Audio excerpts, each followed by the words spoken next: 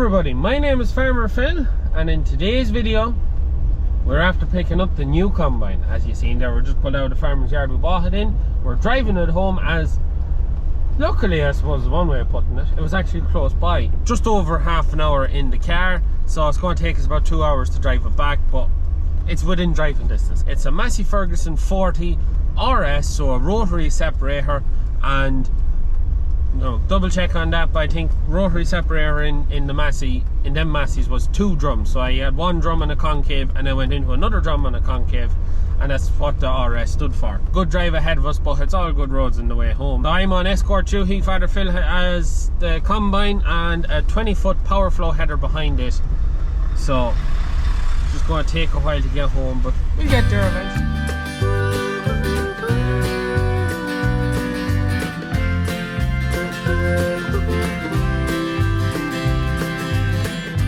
Well, I started out in June. So it's windy, miserable and wet, and it's been a few days since we tried to make it home with the combine, and we're broke down. So we're in Christy Coyne's yard. When I say we're broke down, when we were leaving the yard, we were told she's a bit wobbly on the road, and yeah, turned out to be just a bit more than that. So much so Father Phil wasn't happy to drive it the rest of the way home. So we pulled in to Christy Coyne's, where we buy all our sprays for our crops, and it's the track rod ends and all of that is just, yeah. Father Phil was saying she was just all over the road and not safe now to go on to the N4. The combine came with a ram, and Father Phil got new track rod ends on that, so we have it all put together. It's just a matter of taking out the old ram, putting in the new ram. Fingers crossed, and hopefully that's all it is. Hopefully, but yeah, wouldn't call it a great start to the combine, but however, the joys of a 30-year-old machine is not it. And I thought I'd do okay. Now I sing another tune, and I've been another way. I've been down this road before, but I've seen a different day. Then I stopped off at your door, and now I think I'll stay. And now that's the new steering ram in with the new track rod ends. So it's absolutely peeing rain, but everyone else is wet, but I took the handy one. Somebody kept clean. Oh well, staying in underneath it, I had to hold pipes and hold rams and stuff, but anyways. Responsible job, huh? And you weren't the one responsible, huh? Ready to hit the road. Also, fun fact since the last day, that's not the first time this combine has been in a video. I only realised that. And it's not the first time we've seen that combine. No. So if anyone can figure out where the combine was before, yeah. Everyone's seen it before. Anyone who's watched the videos would have seen it before, but Figure it out. hats off to anyone who can figure it out before the end of the video when we tell you, but I suppose we won't really know, but sure, you can have the crack anyways. It's time to see, did it work, and will we actually make it home this time?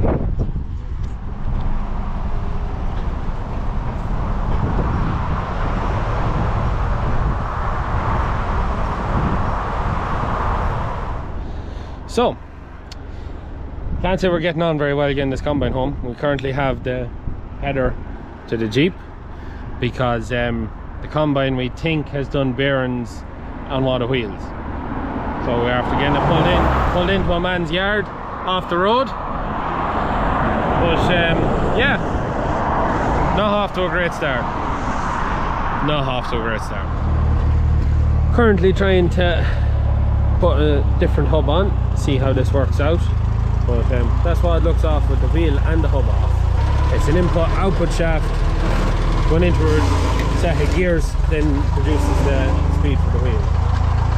Hopefully this is the problem, is what the hub had taken off was turning, so yeah, hopefully that's what the problem was. So just tightening on the new hub, just putting this on now and circle upon, drive back on. So hopefully this is the solving of the problem. Tighten it up, put the tyre on it, and we should be ready to go again. Right, kill that, finish the stuff. And we're on the road again.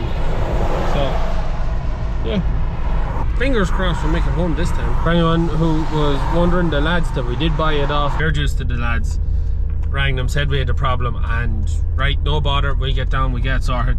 They got a hub, so we thought the hub was the problem, so we just swapped hubs there, no ripping, no on it, and we're back on the road. So fair play to the lads. Like, it's as my father to say, sometimes in done deal someone gets done and someone gets the deal, but no, we were looked after, and fair juices to them.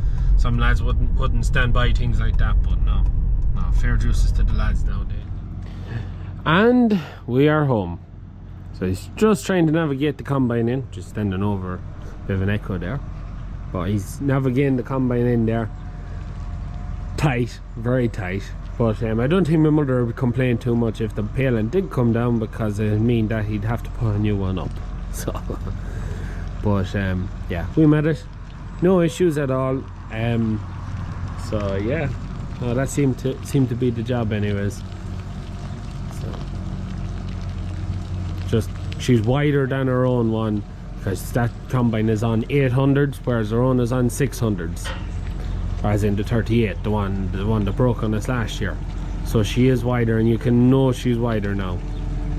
It's a bit more navigating. Not too bad now, we're home now. At long last. 2 breakdowns and 3 attempts later, we're home. Keep standing backwards to get it all in shot, like.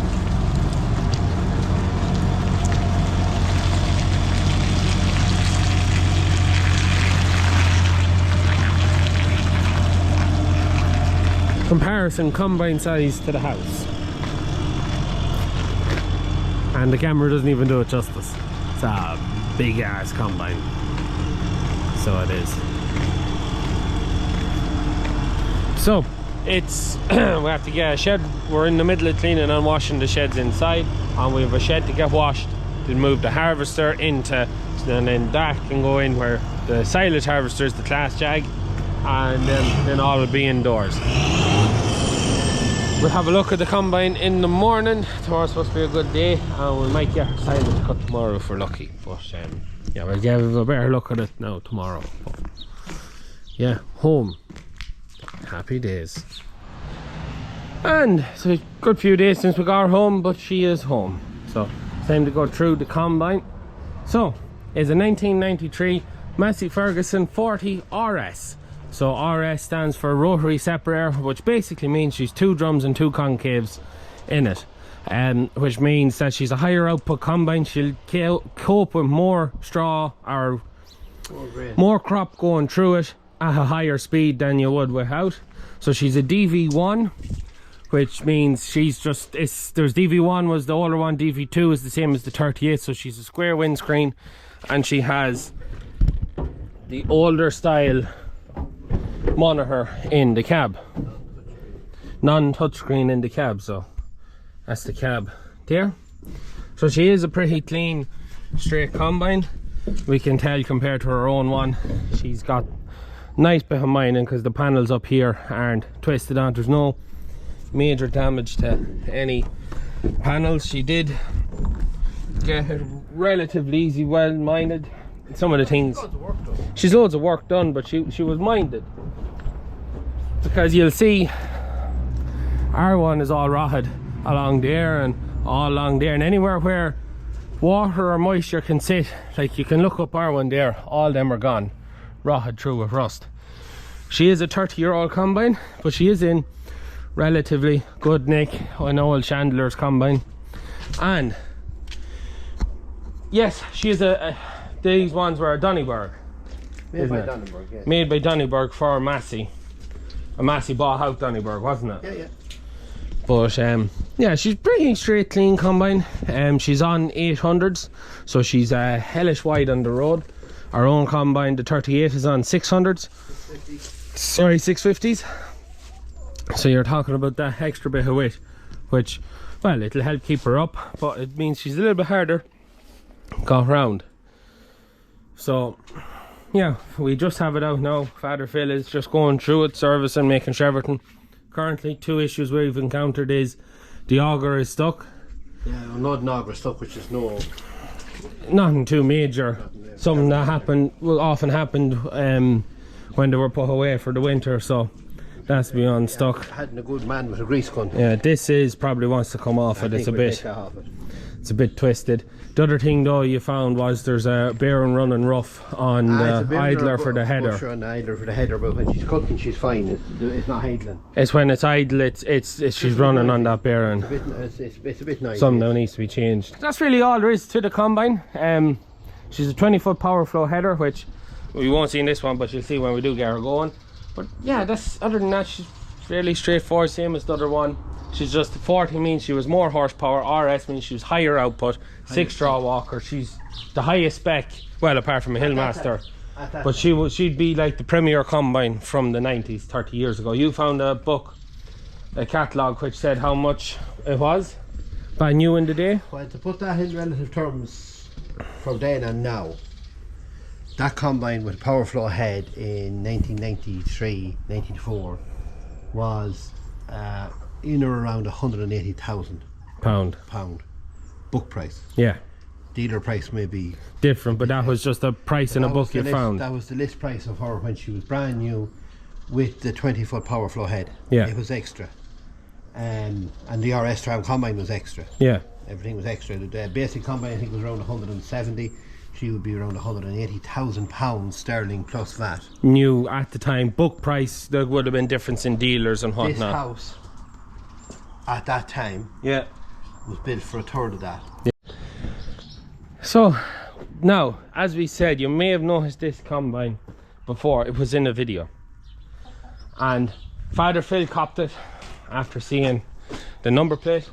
We seen this combine in Mann's dealership in the UK when we were with class. This was the combine in the corner of the shed while everyone went to look at the class, Lexi and we went to look at the old Massey in the corner. There was what, 20 combines in the shed? There was a lot of combines in the shed. That was the only one we went to go to look at. Yeah. Yeah, aren't we sad, aren't we? Yeah, but that is it. The men we bought it off bought this combine last year, or whenever. They worked it for a season. They bought it last year to work on it and sell it. They bought it come with some sort of a deal, and they bought the combine with other machinery. And they worked it and they sold it on. And now we have it. So it's been an arduous bit of a journey to get it home, but as I said before, the lads, they did look after us when we had that trouble. They got us back on the road again. They'd been sorting out with the handbrake. It was a combination of the handbrake and the hub. Yeah. But look, it was better to pull in and... Oh, before it went completely bang. Yeah. It's always important to stop before the bang. Yeah, but look, it has been a bit hard just to get home. I suppose it has dampened our expectations of it a bit. Now we'll be a slight bit pessimistic, but the first bit is 12 acres on top of the hill. If the sun stays out today and we got a bit of a livelier breeze and we got her around 20%, we might be cutting this evening. So we're just going through all the checks on it, just finding everything, degrees and everything, just running everything, making sure she's ready to go. But yeah, once we get them 12 acres cut, we get them cut without any issues. 2 acres under us and see how and if it doesn't cut right, look, it is what it is. Like it's a 30-year-old combine.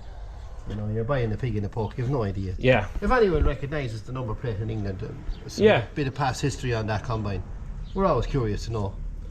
But yeah, there's not much more to say. It's just a matter of sorting out these few little issues, getting ready, and hopefully no rain and more sun and a bit of wind. You're optimistic. Ah, sure, we'll have to be optimistic about the weather, otherwise we'll go out of our fucking minds. Well, we're nearly there and all, yeah. So all right. But anyways, we're going to leave it at that for today's video. I hope you enjoyed it. The combine's in the yard, and now it's time to try and get a bit cut. And yes, the 38 is in there. We still have the 38, and she's not been touched. She will be fixed. So just the way the sowing happened this year with all the spring crops, it's not all going to come together. So she probably won't be fixed there next year. Yeah, well, the plan is that for next winter we're going to leave it at the back. with the back facing out, so during the winter on a wet day we can roll up the door and pull the whole arse out of it to get it fixed during the winter, so then and tidy up in the next winter. year we can be running 2 combines If we need to. well we Or will 2 we combines will. into we will. No, we'll run 2 we'll run 2 combines. We'll be running 2 combines because we'll have it done in no time. But will it be that one? Or this You're very sceptical now. I'm very skeptical, but look, at the way I look at it is we have 2 combines now, we get a couple of years under us and we can trade the 2 of them in for a much newer combine. Well, we run out of parts. We have a lot of parts for them. Yeah, so we'll step. It's a stepping stone into something newer. Possibly. You know, 25-foot 5-straw walker, 2008, 2010 combine with heel monitoring and stuff like that. Oh, Massey, and nothing but a Massey. But yeah, That's why it's last, no. nah. You had it last before and it didn't work so well, did it? As bad as I feel about that one, the class, I'm afraid. It was a very old class combine. It was a Dominator. Yeah, it was Well, it wasn't so much a Dominator of the field now. nearly dominated us now. Well, anyways, we're going to leave it at that. So I hope you enjoyed today's video. Fingers crossed when we get out cutting that this actually goes to plan. But yeah, it's a bad start. When you have a bad start, it just leaves you that bit pessimistic. But look, fingers crossed. Anyways, we're going to leave it at that. Hope you enjoyed today's video. As always, please like and subscribe to the channel. Videos every Tuesday, Thursday and Sunday. That's it from us. Good luck.